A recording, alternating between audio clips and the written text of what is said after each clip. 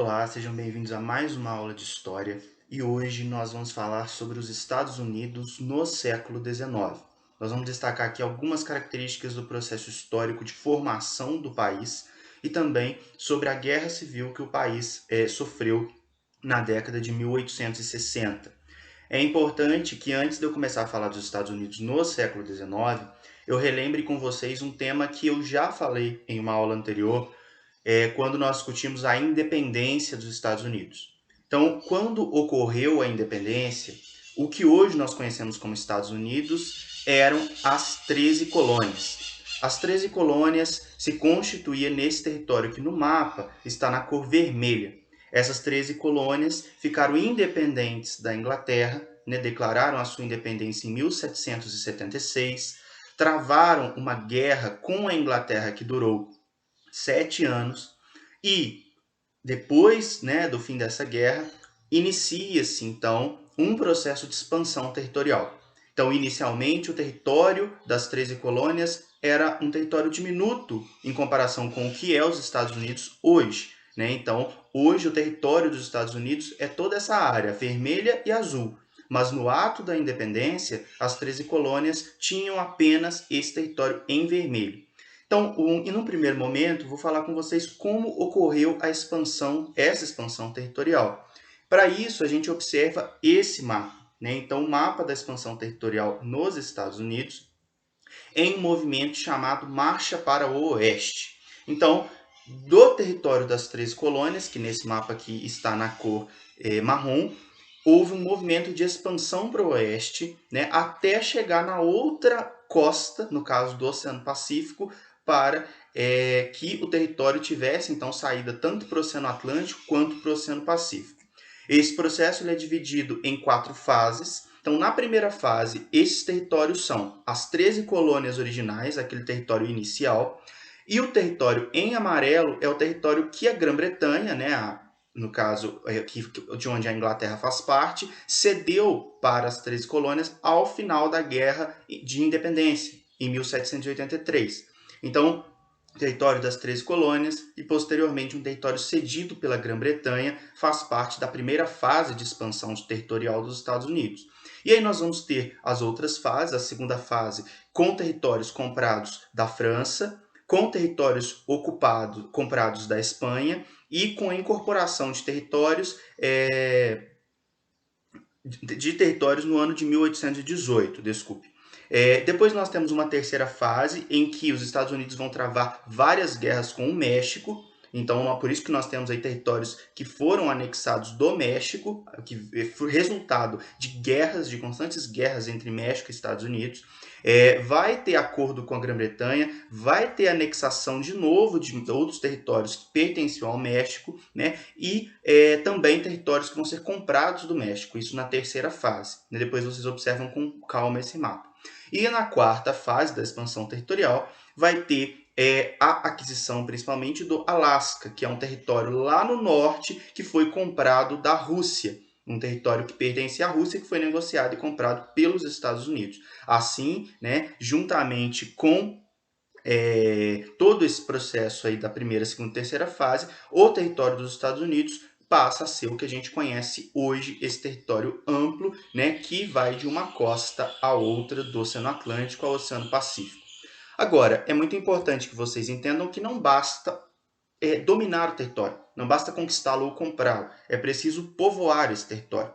E como que ocorreu o povoamento do território nos Estados Unidos? Né? Então, primeiro nós vamos ter um avanço da indústria e modernização dos transportes. Isso é muito importante, porque com o avanço e modernização dos meios de transporte nessa marcha para o oeste, mais pessoas vão ser atraídas, as pessoas não querem ficar isoladas, né? Então, a partir do momento que existe uma rede de transporte eficiente, você consegue atrair muito mais pessoas para aquela região, inclusive imigrantes, pessoas que vinham de outros países, que iam de outros países para lá. Ocorre também um avanço da indústria. O avanço da indústria vai favorecer o emprego, vai favorecer a oferta de empregos. Isso também vai atrair muitos imigrantes. É muito importante que vocês entendam que os Estados Unidos, nesse momento, atrai muitos imigrantes. Um outro ponto muito importante dentro desse contexto da marcha para o oeste é a expulsão dos indígenas de suas terras. Então, os Estados Unidos aprovam uma lei, que é a Lei de Remoção Indígena, em que vai estabelecer a remoção de comunidades indígenas para além da margem oeste do rio Mississippi. Na prática, isso significou verdadeiros massacres sendo realizados contra os povos indígenas. Esses massacres eram realizados tanto por soldados americanos, forças do próprio governo, quanto pelas empresas que construíam estradas de ferro. Então, existia uma verdadeira aniquilação, um verdadeiro massacre de povos indígenas que existiam no território norte-americano. Esse massacre foi responsável, inclusive, por uma marginalização desses povos, e hoje o número de povos indígenas nos Estados Unidos é muito pequeno, e a pouca quantidade que tem, em geral, é marginalizada, vive nas periferias das grandes cidades, em situações indignas de vida. Muitos povos indígenas, muitos agrupamentos indígenas desapareceram porque foram extirpados, eliminados durante esse processo de marcha para o oeste. Não existiu nenhum tipo de respeito ou de consideração para esses povos indígenas. É importante, inclusive, vocês entenderem que uma das estratégias para aniquilar os povos indígenas era a eliminação dos búfalos, que eram comuns no interior dos Estados Unidos. Os povos indígenas se alimentavam da carne do búfalo, se alimentavam do leite de búfala, usavam o couro do búfalo para fazer utensílios e objetos. Então, uma das estratégias era exatamente a eliminação desses animais para que os povos indígenas que viviam no interior do território morressem sem suprimento, morressem de fome. Então, é muito séria essa questão, né, e é uma das consequências da marcha para o oeste. Além disso, as pessoas também foram atraídas para se mudarem para essas regiões do interior dos Estados Unidos a partir com o incentivo da descoberta das jazidas de ouro na região da Califórnia. Isso acabou levando um grande número, cerca de 300 mil imigrantes para a região da Califórnia, o que contribuiu para ocupar o território. Além disso, o governo dos Estados Unidos aprovou uma lei muito importante, que é o Homestead Act, né? É a lei de terras dos Estados Unidos. Com essa lei de terra, o governo podia vender terras públicas, terras que pertenciam ao governo, por um preço muito baixo. Lotes de terra eram vendidos por $10, né?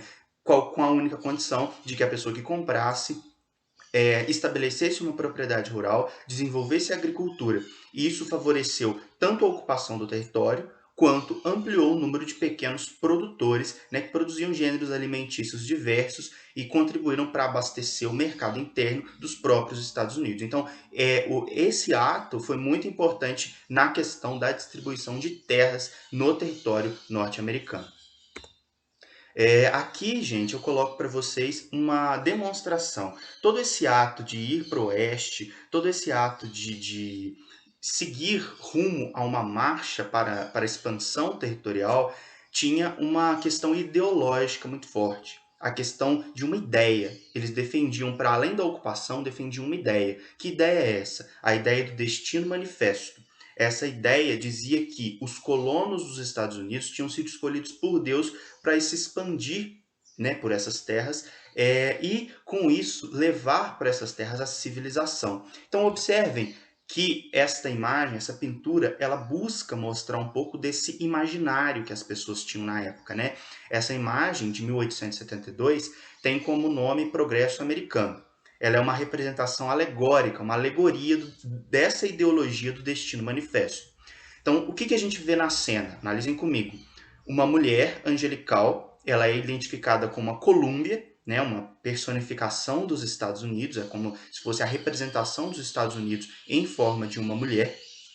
Ela carrega com ela a luz da civilização, e junto com ela vão os colonizadores, aqueles que vão levar, teoricamente, o progresso e a civilização para o território. Ela então leva consigo os cabos de telégrafo, né? Então por onde ela vai passando, ela vai levando os cabos de telégrafo, um sinal de progresso para a época, era o meio de comunicação mais rápido, era o telégrafo. E você pode ver à frente, né, os animais e os povos indígenas, eles estão afugentados, né, eles estão correndo, é como se eles estivessem sendo espantados pelo progresso que está sendo levado para essa região. Essa ideia do Destino Manifesto vai ser muito forte nos Estados Unidos, com a ideia de que eles são um povo escolhido, um povo que tem que levar progresso e civilização para os outros lugares. Não apenas nesta época, mas em muitas outras épocas, em muitas outras situações, o ideal do Destino Manifesto vai se manifestar para os norte-americanos. Por isso até a gente percebe uma certa arrogância de muitos deles, né, e uma certa política de interferência dos Estados Unidos em outros lugares, baseados nessa ideologia do Destino Manifesto, né, de que eles têm essa missão de levar civilização para demais lugares, né. É um fator ideológico, é uma ideia, né, manifestada por eles.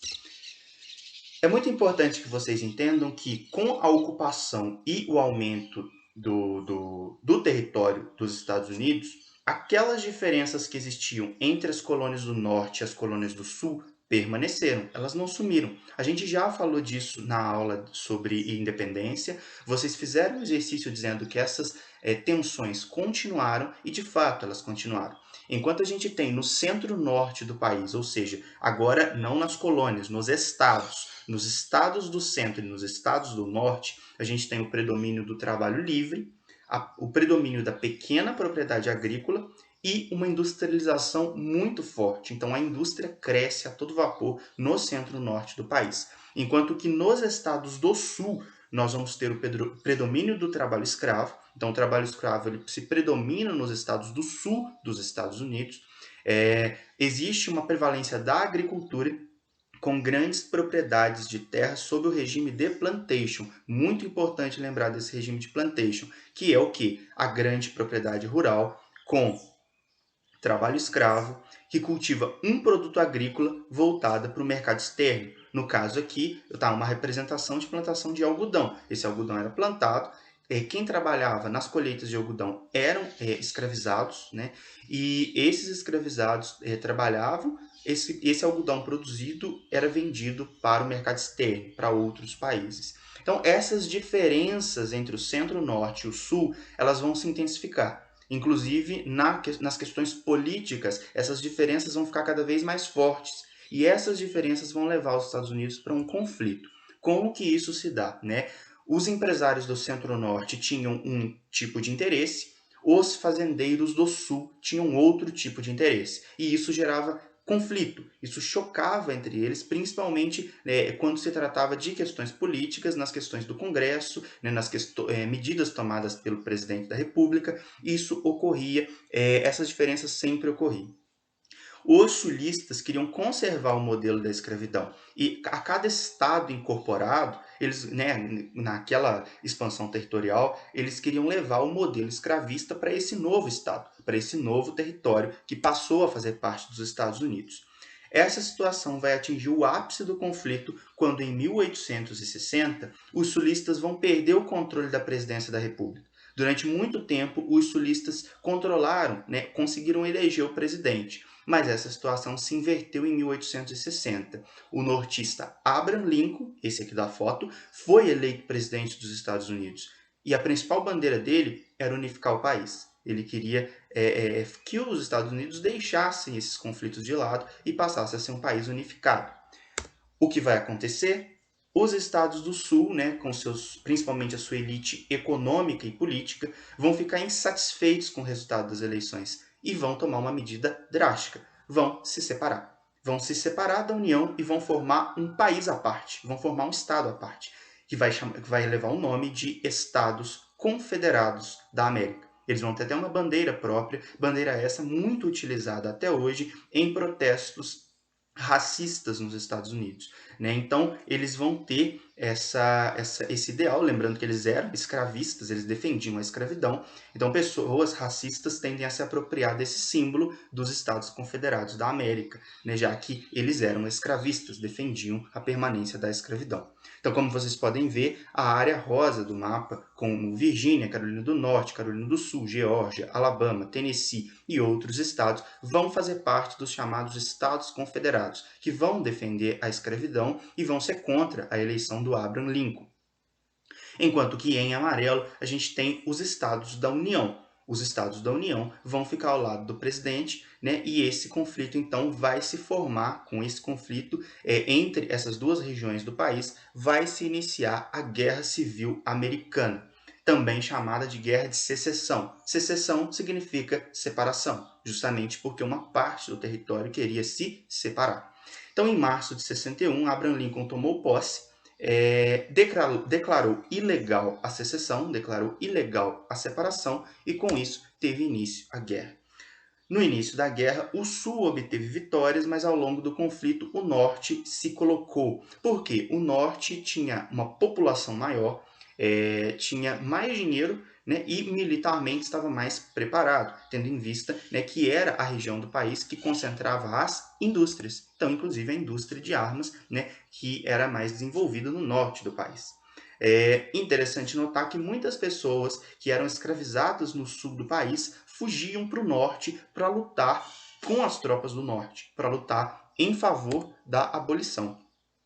E em 1863, Abraham Lincoln promulga finalmente a Lei de Emancipação dos Escravos, que libertou os escravos de todos os Estados Unidos, inclusive dos Estados Confederados, desses estados que não aceitavam a eleição do Abraham Lincoln e nem o fim da escravidão. Abraham Lincoln aprovou, então, o fim da escravidão em todo o território dos Estados Unidos. É importante notar, né, que aqueles que lutavam, né, os afro-americanos, os descendentes de africanos que eram americanos e que estavam muitas vezes na condição de escravizados, eles contribuíram muito para a vitória do norte na guerra, né? Porque eles tinham muita vontade, né, de que realmente o país se tornasse um país livre. Existia uma questão muito forte de defender esses princípios.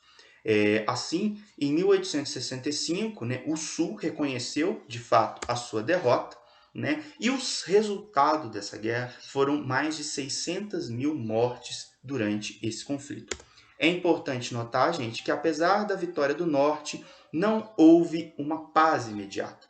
O ressentimento da guerra permaneceu. Tanto que em 1865, o presidente Abraham Lincoln, que havia sido reeleito presidente dos Estados Unidos, foi assassinado em um teatro. Foi assassinado por um sulista, fanático defensor da escravidão e que era contra, né, as medidas tomadas por ele e contra o fato do Sul ter perdido a guerra. Uma outra demonstração de que os conflitos permaneceram é que o racismo se tornou muito forte.